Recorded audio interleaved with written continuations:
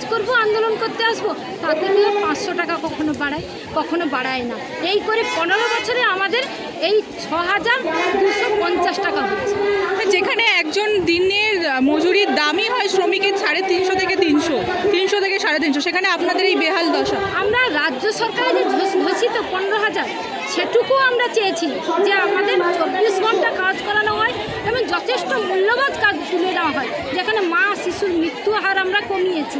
ওনারাও বলেন যে আশা দিদি আমাদের হচ্ছে স্বাস্থ্য দপ্তরের মেরুদণ্ড, আমরা মানে আশা দিদি না থাকলে আমরা স্বাস্থ্য দপ্তরের কাজ অনেকটা ব্যাহত হতো, কিন্তু আজকে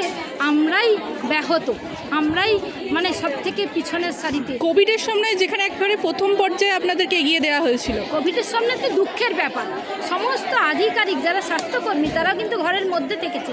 আমরা প্রত্যেকটা এলাকায় চলে গেছি, যে যার এলাকায় একটা মাস্ক দেওয়া হয়নি, একটা স্যানিটাইজার দেওয়া হয়নি।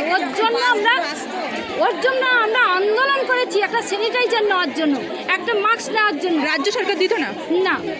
যদি আন্দোলন করে যেটা যাওয়া যেত সেটা উপরের দপ্তরেই থেকে যেত, আসা পর্যন্ত যেত না। হ্যাঁ, তা সত্ত্বেও আমরা চিৎকার করেছি যে আমাদেরকে দেওয়া হোক, কিন্তু আমরা পরিষেবা বন্ধ রাখি না, মানুষের বাড়ি বাড়ি পৌঁছে গেছি, ওষুধটা তুলে নিয়ে এসেছি, বলেছি কেমনভাবে থাকতে হবে।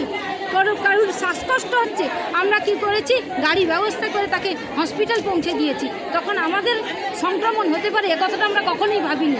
আজ কিন্তু আমাদের খুব মানে কষ্টের দিন বারবার জানাতে আসছে। এর মতো দুঃখের আর কিছু নেই, দুঃখ ছাড়া আর কিছু নেই, চোখে জল আসছে।